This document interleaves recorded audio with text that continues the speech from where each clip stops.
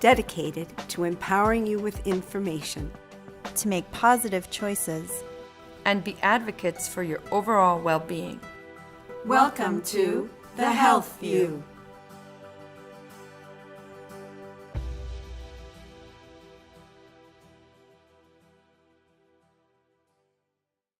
Welcome to The Health View. I'm Yvonne Dunetz, and today's guest is Dr. Benjamin Garber, and we're going to be talking about what kids are thinking. This is a huge subject, and welcome to our show. Thank you, Yvonne. From your perspective as a psychologist, what are kids thinking about? Well, the same things they've always been thinking about. It's changed, it's become scarier because the tools that they have to act on those same thoughts have changed and become really dangerous in some ways. But kids think from the time of birth through adolescence about who am I and how am I growing up and how do I fit into the world around me. And from a perspective of how they look compared to other people, they're comparing themselves, they're finding their place in society. Those things change as we age, as development unfolds from the time of birth forward. But ultimately, it's all about developing identity, moving towards autonomy. It answers the question, who am I? And what are things that parents can do to support that process of development in a child as they grow older? It's actually one of my favorite topics. I'm glad that you asked it that way specifically. It bothers me endlessly when I see parents and children together and the parents seem to require that the child meet the parent in the parent's world, to talk to the parents about what's important to the parent, to the adult. It happens all the time. Dad and Billy are out for a walk and Dad needs to talk about his workplace stresses or the weather or politics, and that's the only way that Billy finds that he can join his dad is by meeting Dad in Dad's world. The answer to your question and my recommendation to your viewers, to parents in general, is that childhood is so brief and so important. We as healthy parents need to be able to put aside our stuff and get into the child's world, not in an intrusive way. It's terribly important to respect our children's privacy, but we need to be there, to be welcomed, to learn what they're thinking, what they're talking about, what they're feeling. So let's talk about sexuality, because that definitely is an issue that children are thinking about as they're developing. And in this day and age, that has changed a lot as far as what's out there related to gender-related issues. How do you address that? Well, one of the ways that it's changed so much, because you're right, the issue has been there forever. We've always been concerned with who am I in terms of gender and how do I fit into the world in terms of sexuality. The internet has changed all of that so that we have 6-year-olds now who might be on a perfectly benign website but are being bombarded by ads and clips and pop-up things on the screen that suggest sexual and gender-related ideas that are threatening and scary and misunderstood. So those natural and necessary questions about who am I in terms of gender and sexuality are being raised much younger, and some would argue long before kids are ready to tackle them. So what do we do about that? We do with sexuality the same thing we do with everything else in our children's lives. It's important to be there to welcome our kids to share with us their thoughts and feelings, never to criticize a child for having a specific thought or feeling, but of course always being sensitive to what behaviors go with those thoughts and feelings and trying to help kids shape the behaviors that they use to express them. And you know, our children are being exposed to more younger, not only on the internet, but with one another. So they're from homosexuality to transgender, and then some are feeling the whole aspect of words being used where they may be spoken to as queer or other words where they're just learning what does this mean to them in their own development as well as with their peers as far as relationships are concerned. Related to supports, not only for the children, but also for their parents to know how to respond when issues like this come about. What would you recommend? Well, exactly what we've been talking about here.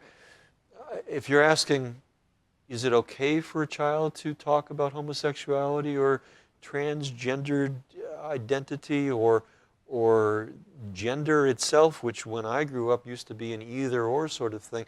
These days, kids talk to me about gender being on a continuum from male to female and a variety of things in between. A parent's job is to listen and to accept and to try to understand, not to solve the problem.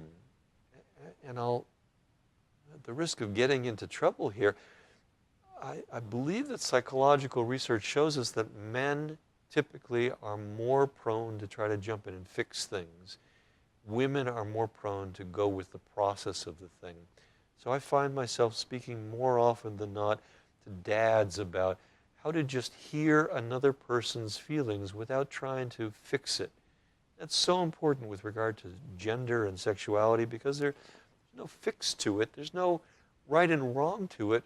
With apologies to religious positions that might say otherwise, the psychological reality is that we each have an identity, and we're healthier when we know what that identity is and we feel accepted for it.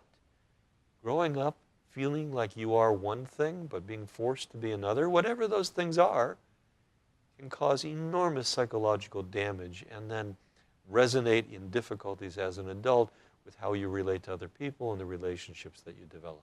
So what I'm hearing you say, that from a parent point of view, it's great to be able to provide that open access to your children so that they know that they can talk about what's on their mind and that you will listen. I like the policy that we can talk about anything so long as we're polite and respectful. Yes. And what about the other issues that children are thinking about, from drugs to whatever else? What do you see in your practice that are issues that are coming up in this day and age? Well, probably the other prevalent and scary topic these days, both for the children who are expressing these ideas and for the adults who hear them, concerns violence. It's all around us, and I think the reality is that violence is both more frequent and more talked about in our world. So it makes sense that children are thinking about and talking about violence, but not in a way like I want to be violent or I value being violent, more in the sort of wondering, how do I understand violence? How do I understand trauma and loss and bloodshed and horrific acts of terrorism that seem to surround us so completely these days? Mm-hmm. As a parent, I guess the answer to the next question you might ask is, anytime a child asks you a question that makes the little hairs on the back of your neck stand up, the first best answer is to respond to the emotion that they're expressing, not the content of the question. Give an example, please. Daddy, why did the terrorists blow up the airplane? I don't know the answer. Mom and Dad probably don't know the answer. And to wax abstract and intellectual about terrorism and radical religious practices doesn't get to why the question's being asked. The question's being asked, the question, why did the man blow up that airplane, is saying, I'm scared, and it's saying, am I safe? And it's saying, are there still going to be Cheerios on the breakfast table tomorrow? Best way to respond to it then is reassuring. Let's start with, you sound scared, Billy. This is scary, Billy. But there will always be somebody here to take care of you.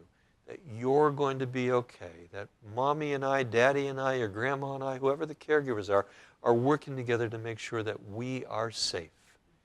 Now, there's a hiccup in there, because every loving parent wants to reassure their child that him or herself, the parent, will always be there for the child. Don't make that promise, because we can't. We don't know. Instead, as I said a moment ago, let's reassure our children that there will always be somebody there to keep them safe. And what about the children who live in households that aren't so safe? What about them? We have to try to keep them safe. And so what are the things, if people in the audience are listening to this, as far as things that they can do related to that in order to help children and families get the resources that they need to help them?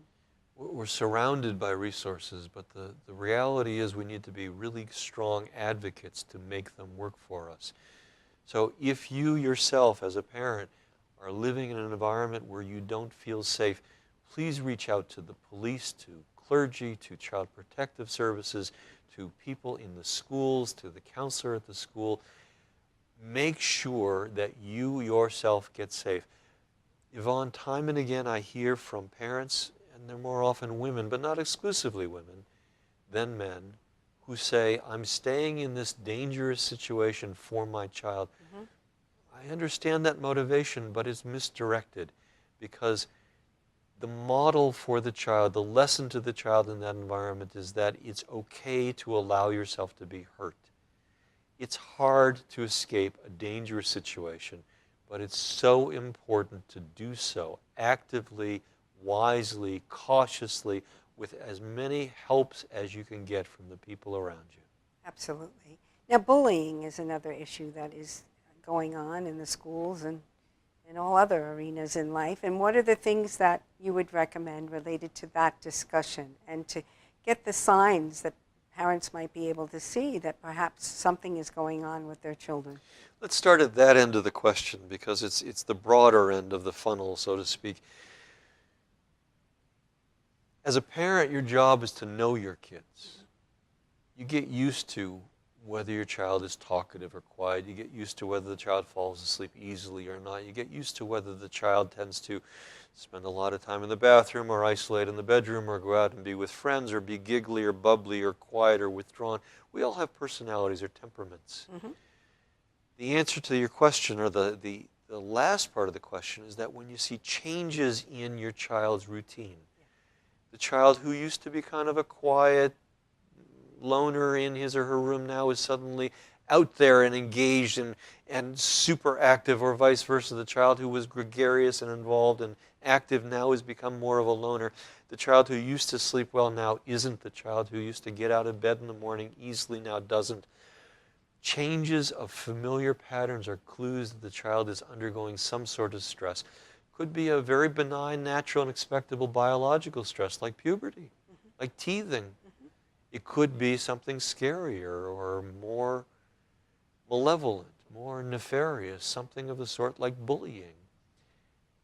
A parent who is able to join the child in the child's world, to listen without judgment, to welcome the child's thoughts and feelings openly without criticism, will learn what that stress is more quickly than another. And parents who collaborate with their co-parents, with the other caregivers, broadly defined, teachers, counselors, the person at the church, the synagogue, or at the mosque, the neighbor where the child goes to play with a friend. When caregivers can collaborate in that way, that's not spying, that's creating a safety net underneath the child so that we can listen for, be on the watch for, and protect our kids from things like bullying. So related to bullying, what would be the ways that parents can engage in conversation, right? So that you would recommend to make it an easy, comfortable way of finding out what might be going on with the child when they're actually witnessing the types of the things that you're seeing or saying that they may see. Surprisingly, I discourage parents from asking their kids, what'd you do today? Right. It's much too broad a question. It invites that frustrating and predictable, nothing. I didn't do anything today. We know that's not true. Of course, the child did a million things that day. So let's ask questions that are tuned into the child's particular world. Who'd you sit with at lunch today is a great one in grade school. What'd you do at recess today, or who did you play with? Who'd you sit with on the bus to and from school? How did you do in algebra class today for a middle school or high schooler? How did that teacher respond to your project? Did you present your project? Ask about specifics so that there's a continuous thread of interest and support and involvement. And then the child will come home the next day and say, hey, guess what happened on the playground today? Guess what happened on the playground today was Billy was chasing me and calling me names. Well, parents, dads particularly, let's not fix it first. Let's get the whole story. Billy, you telling me that you're scared, you're sad, you're mad? Were you playing a game of tag? Was the child who was chasing you being angry and destructive and violent? Were you scared? What do you think we should do about that, Billy? So long as the child's safe, let's do what we can to empower him or her to solve the problem him or herself. Do you think you should talk to your counselor at school, your teacher? Should we go in and have a meeting together? Children will often say, no, don't go in, don't do anything, I can manage it. And sometimes that's okay. But sometimes if we judge that there's real harm involved or it's been going on too long, you have to take the bull by the horns. You have to be a good advocate. And that may mean, even at the risk of upsetting the child, that we're going to say, this has gone on long enough. It's important for me to do my job as a parent. I'm going to call your teacher. I'm going to call the counselor, and we'll talk about it because now it's time that I do need to fix it. What else are students and children talking about, thinking about? Yeah. Well, we've talked about sexuality and gender identity and violence. Yes, independence is perhaps another very large subject. There's a constant push-pull between parents and kids. And it's kind of funny sometimes. If you're a parent, you've seen it, and maybe you probably haven't chuckled about it in the midst of the push-pull, but later on, if you get some perspective or talk about it with another adult, you might find some humor in the fact that every time you push the child off the door, the child is likely to say, no, I want to stay here with you, don't make me go. But every time you tell the child to stay here, that's when the child wants to leave. It's a dance. It's a back and forth. And it has to be that way. I've often said in humor that if I ever met a parent and child pair who made it all the way through adolescence without conflict, now there's a problem. There has to be conflict in the process of growing up. And our kids think about that. Can I go to the dance? Should I go to the dance? Will mom let me go to the dance? Will dad let me go over to the neighbor's house? What about that sleepover? What about the field trip? What about going on the class trip for a week to the beach or to the mountains or to DC or wherever they're going? How much independence should I have? And it starts really young. It starts with the ambivalence that you see in a toddler's eyes as he or she gets his or her legs underneath and starts to toddle away and then looks back, is this okay, mom and dad? And they're not thinking verbally the way you and I are talking at that point, but it's the same concept. I'm separating from you, is this okay? I'm separated from you to go to summer camp. I'm separating from you to get married. I'm separating from you to get a job. Is this okay? Don't make me, let me. It's a constant back and forth, and that preoccupies kids a lot. What about experimentation with drugs and other things? What are you seeing from your perspective? It's horrific and terrifying. We are living in an age, and here in New Hampshire, in a place particularly plagued by drug addiction, by heroin and opioid abuse and addiction and overdose and death. The numbers are staggering and shattering and completely unacceptable. So what can parents do to begin to open that dialogue with their children? To get a sense of what they're dealing with, what they're being exposed to, what's happening in their lives related to that? Because it seems to be all over, all walks of life. It is, absolutely. Yvonne, if I had the answer, I'd say it to you plainly. I only have clues. I think we as a culture are working on putting clues like this together to come up with an answer, hopefully soon. We've already talked a couple of times about one of the clues, and that is being there for your child, allowing yourself to be welcomed into the child's world, listening to your child about what he or she needs and thinks and feels, uncritically about the thoughts and feelings, reserving judgment about the behavior, of course. The other part, another clue, is being an active and involved participant in the other aspects of the child's life without intruding, but fulfilling your responsibility as a caregiver, listening to teachers, attending parent-teacher conferences, being involved in the PTA or the PTSA, things of that sort, being involved in the church, the synagogue, or the mosque, being there on the sidelines at the games or coaching or helping to coach. The more that you're involved in the child's life, the more you'll be open to seeing what's happening in that child's world. And then getting yourself educated. Many communities have police and fire departments that hold seminars and teach community members about what does drug addiction look like? How do we detect the first signs of experimenting with cigarettes or marijuana or pills, or what to do with your own medications, those carefully prescribed medications that we need to keep safe from our kids who are going to want to experiment, and we must not allow that to happen. And then finally, the last clue I have is to have a zero tolerance policy in the family. That it's critically important to teach the child that it's not okay to just have one sip or one puff or one dose. It's not okay to experiment even a little, because that will become a slippery slope leading to dependency, addiction, overdose. It's implicit permission. Well, Mom let me do it the other day at home, so now I can do it at the sleepover with my friends. We must teach our children that any sign of illegal drug abuse, involvement, exposure, we're going to call the police. That's scary, and it sounds radical and severe, but it's necessary. Last clue. Our kids are going to do what we do long before they do what we say. Mom and Dad, Grandma and Grandpa, if you are using, abusing, depending on substances yourselves, cigarettes, alcohol, other substances, your kids know it, and they will copy it. If you want your children not to use, abuse, and become dependent on substances, we ourselves must be models of that same abstinence. In all walks of life, from there to everything that we do, related to values and morals and how we treat one another, how we communicate and what we do. Our parents, our elders are our role models for our children. And I can prove it. There isn't an adult that I've ever met, a parent that I've ever met, who has not had the experience of looking in the mirror and seeing their same-sex parent looking back at them. You've had that experience. Absolutely. I've had that experience. Yep. The test for every parent is to think ahead.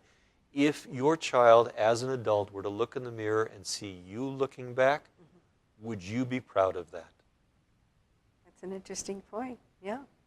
So what other things are they thinking about? Gender, sexuality, violence, identity, independence, success, Yes. and the pressures that we put on them and that they see surrounding them, the competitive nature of our society. And approval, gaining approval, or It's such pressure, Yvonne. it's huge. Yeah. I'm not discouraging grading, but as you and I talked about on a different occasion, a child who gets enrolled in 3 activities a day and then long weekends spent at practice or recitals or whatever the chorus, karate, Hebrew school, Sunday school, CCD class is requiring of them, it's easy to feel like nothing is ever good enough. Like life is the process of climbing an infinitely high ladder. No matter what rung you reach, there's always more above you. On this front, recognizing that children grow up these days in that pressure, let's cut them a break. Let's say, you tried hard. Let's focus on the effort, sometimes more even than the outcome. Let's focus on the process, sometimes even more than the product. Let's say you did your best and the grade is less important than you really tried. Let's say your downtime at home is as important as getting on another team or adding to your resume another line.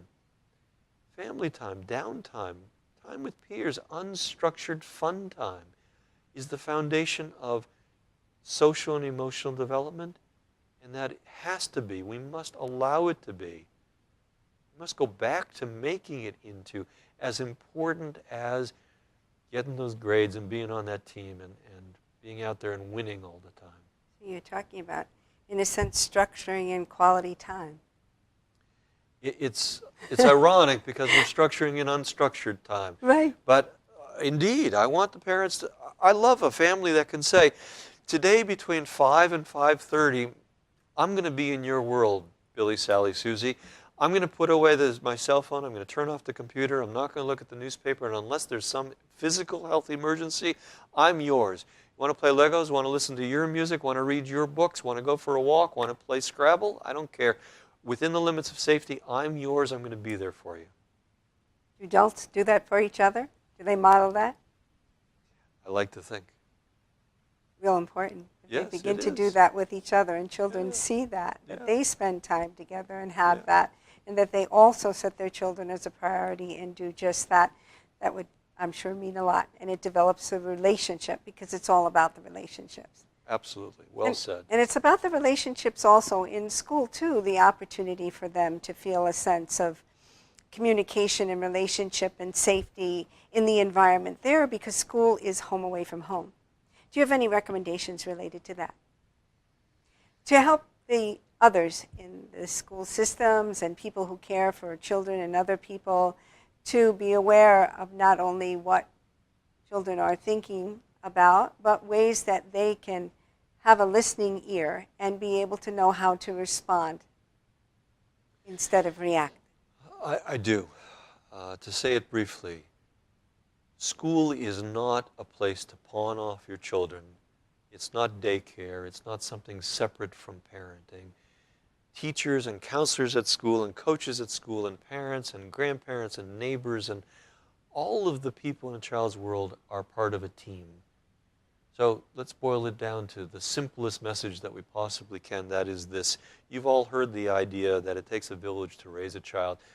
It's true, but it's not sufficient. The reality is it takes villagers who can communicate and cooperate and be consistent with one another to raise a healthy child. And so the goal with all of this is what, as we wrap up in the next minute? The goal is to be there in your child's world, to listen to your kids, to be aware of and accepting of and not critical of what they're thinking, allowing them to express their thoughts to you openly, monitoring carefully the behaviors that accompany those thoughts and feelings. Excellent. And if there are resources parents need, where would you recommend that they go very quickly? I would start with the school counselor, the clergy person in your chosen place of worship.